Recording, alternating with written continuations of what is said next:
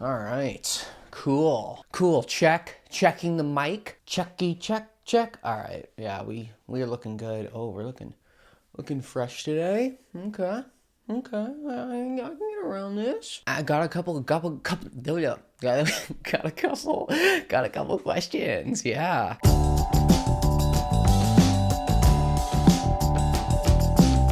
Hey guys, how's it going? It's Sam Downey here. Make sure to follow me on Instagram at SamDowney44. Also, make sure to subscribe right here to my YouTube channel, youtube.com/SamDowney. We're talking about like non-binary stuff, HRT, hormones, that kind of stuff, trans stuff, non-binary rights, trans rights. Yeah, stuff. Cool stuff. Make sure to subscribe if you're interested in any of that. Thanks so much for all the support, guys. I really appreciate all the support I've gotten on this channel. We're almost at about, I think we just passed about 600 subscribers, which is really awesome. Like, guys, keep it up. Keep on sharing my videos with all your friends. We're gonna be at 1,000 subscribers real soon.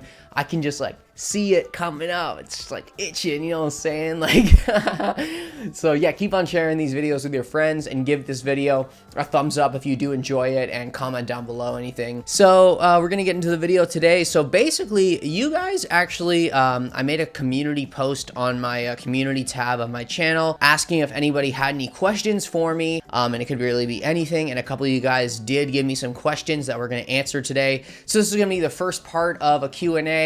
So if you do want to still ask any questions for me after this video gets posted, feel free to leave some questions in the comments, and we'll do like a part 2 as well if there's any other questions that you guys have for me. Because yeah, I'm an open book, so you know, ask me anything related to, you know, HRT or trans stuff or anything like that. Yeah, we're just gonna get right into this, guys. You guys have some awesome questions here for me, really good questions, really like professionally looking questions. So yeah, we're just gonna get right into it after I take a sip of water.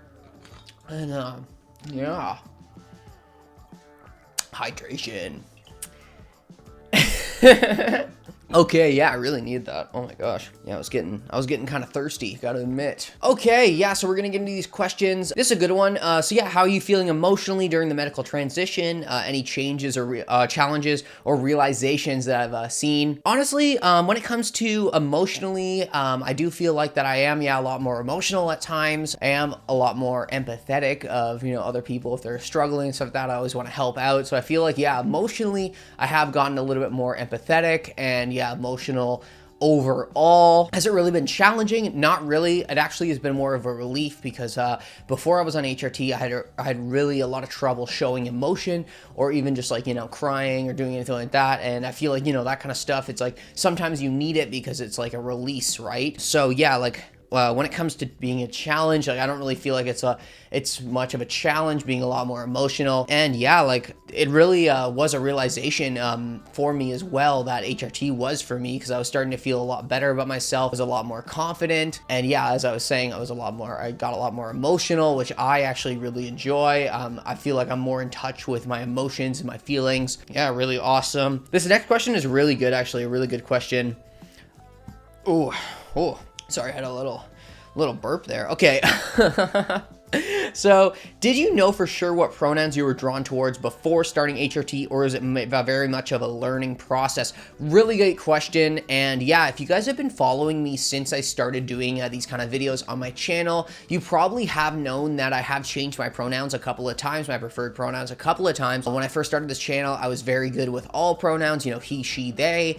And then I really changed it to just she, they, because I was starting not to like he. And now I use strictly mostly they, them pronouns with really any kind of slang terms. So, you know, like bro, homie, girl, all that stuff is really fine with me. But I do like people using just they, them when they're explaining or talking about me. And yeah, like I really feel like it was a learning process for me. You know, I had to go through all these changes in pronouns to really find what really fit me. It is one of those things, and also I'm going to bring this up as well. If you're kind of feeling the same way, but you're scared to change your pronouns because you already changed it already and you don't want to like be a nuisance to people or anything like that, yeah, don't worry about that at all. Honestly, like pronouns, you can always change them. They're always interchangeable. Like you don't have to stick with the pronouns that you first decide when you come out as non-binary or trans. So never worry about that at all. Feel free to try out any pronouns. If you ever change your pronouns, like, yeah, always let me know, because I will always respect anyone's pronouns no matter what and validate you no matter what. But besides that, yeah, like, it was kind of like, almost like a learning process for me, going through all the pronouns. And then now I kind of feel confident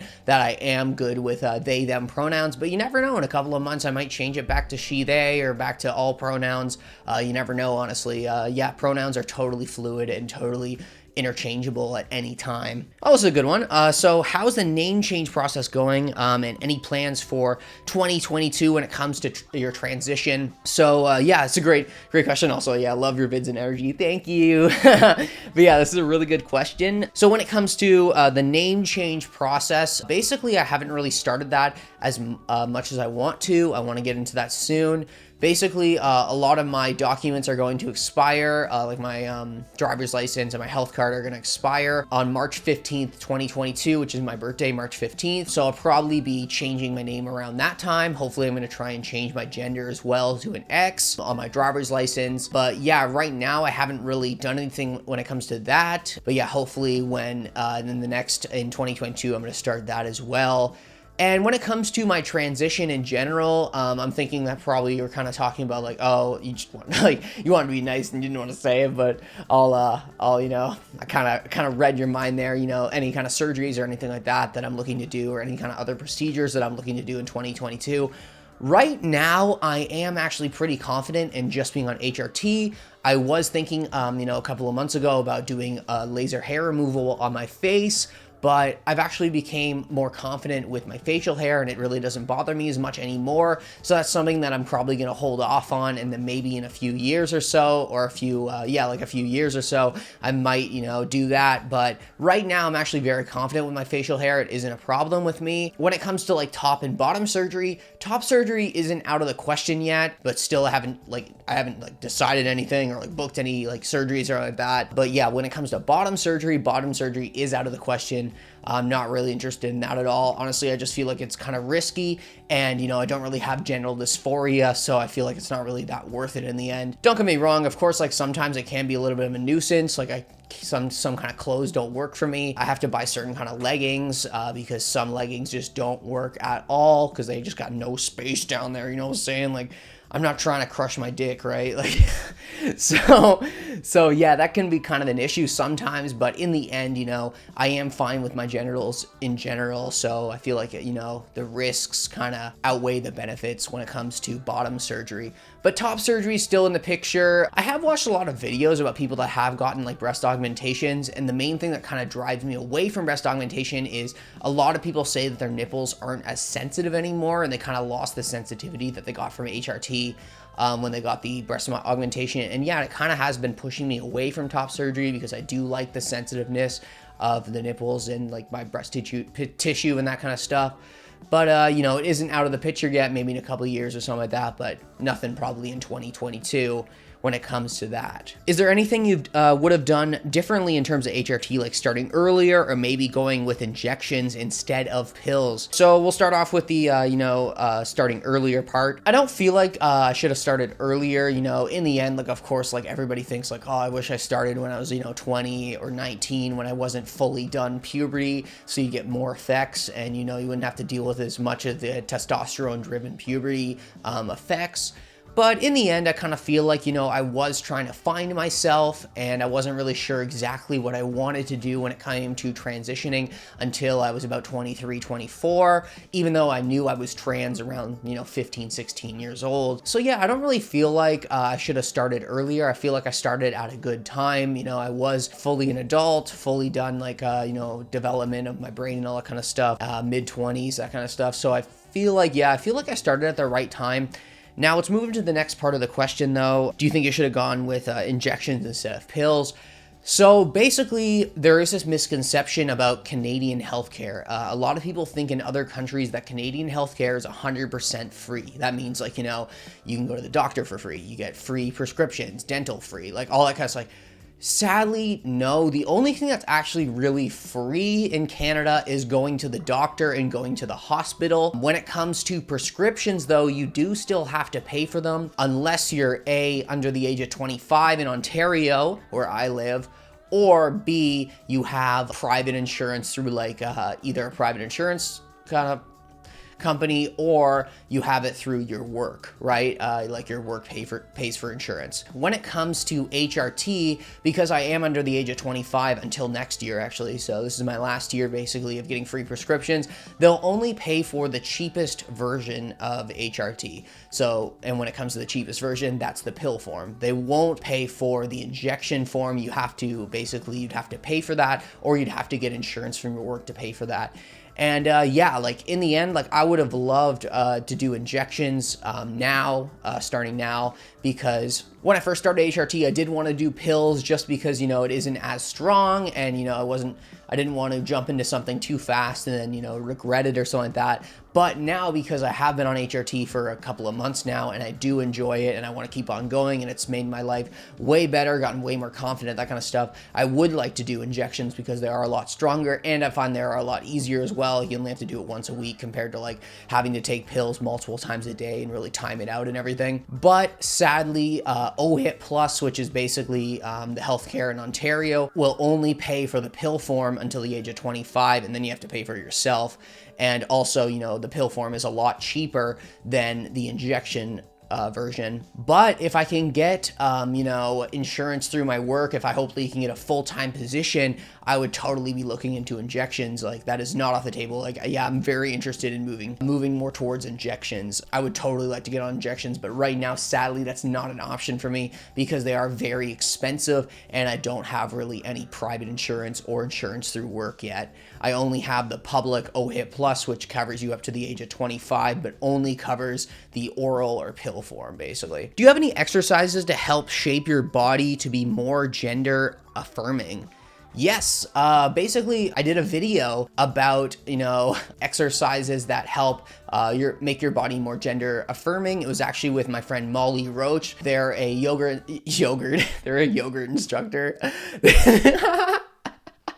They're a yoga instructor. So yeah, if you want to check them out on Instagram, they do a bunch of exercises to help out with like, yeah, gender affirming, stuff like that. You can check out her Instagram. I'll link that in the description. Also, check out the video that I did with her about you know, about gender affirming exercises that will help get that booty, as we like to say it. But yeah, feel free to check out that video. They're really an awesome person. Molly's great. Molly's really open-minded, and I would really recommend following her on Instagram because she's got some great content on there as well about, like, you know, mental health stuff, addiction stuff, and also, you know, yoga instruction and yoga exercises as well. So yeah, check her out. When did you know, and how did you know HRT was the path for you, and what's your opinion on transmedicalism? All right, so when did I know that HRT was the path for me? I would say, you know, I always was interested in HRT probably since I was about 16, 17 years old. But I would say that I really realized HRT was the path for me when I started getting, you know, appetite problems like that, and I didn't want to gain weight in a male way. And that's when I really realized that, yeah, HRT was the way to go because I was having a lot of problems with my weight. I was very underweight and stuff like that. And, you know, HRT really saved me when it came to, you know, not fearing gaining weight or anything like that. And I think that's when I really realized that HRT was for me.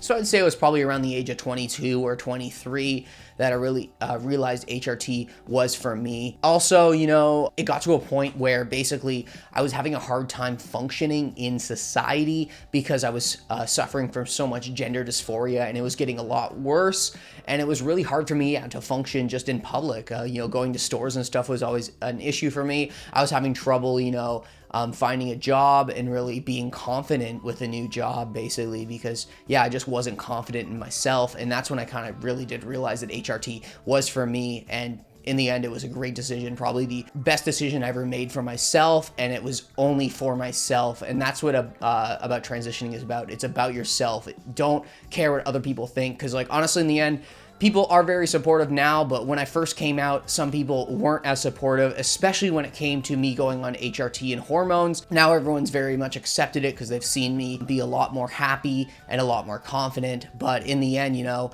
it was still hard because a lot of people will try to fight you on it, saying, you know, oh, it's dangerous, oh, it's not healthy. And then it's like, okay, well, you know, every medication is dangerous in some way or has risks. Like, so I don't really understand that, you know. I don't know why you wouldn't want to just see someone be a lot better mentally, but, you know, but, you know, everyone's came around now.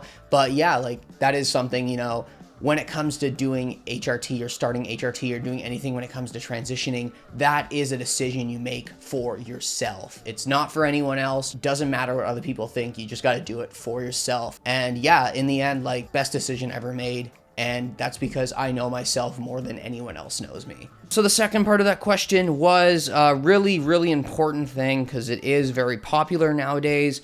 What's your opinion on transmedicalism? So if you don't know what transmedicalism is, it's basically the theory that you have to medically transition to be transgender or to be trans. Basically invalidates anyone that is non-binary or gender fluid, that's not on hormones and not doing surgeries and not doing any kind of procedures that are considered transitioning. My opinion on that personally is I don't think that's really how the transgender community should be. I don't believe in transmedicalism. I believe that you can be trans and not have to medically transition because A, there are people that have health issues where they can't medically transition and that doesn't make them not trans. And also some people, that's not really what they want to do when it comes to their transition. They're more, they're confident in their body. They're confident in their hormones and all that kind of stuff. They just basically want to identify as a different gender, and that is 100% valid. You don't have to be on hormones to be non-binary or gender fluid or any kind of gender or transgender. Yeah, you do you. It doesn't matter. There's no like way to be transgender or like there's no like, you know, things you have to do to become transgender. You can just be trans, and that's why I dig the transgender community because it's just so open and it's basically just about being yourself. And that's all what it's about. It's just being yourself and being more confident in your own skin. Yeah, that's about it for this video. Thanks so much to everyone who wrote down questions for me. I really appreciate it. If you have any more questions for me, feel free to comment them down below. We're going to be doing another Q&A video as well. Ask me anything. I'm an open book. Honestly, guys, I want to help everyone with their transitions, and I want to help everyone that is curious about, you know, HRT or about, yeah, just the transgender community or the non-binary community in general. So feel free to ask me anything. Thanks so much again, guys, for all the support. Keep on sharing these videos with your friends and anyone that's interested in transgender topics or non-binary topics. I really appreciate that. But yeah, besides that, make sure to follow me on Instagram at samdowney44 and also make sure to subscribe to my YouTube channel, youtube.com/samdowney. And yeah, that's about it for this video, and I'll catch you guys next week. Peace.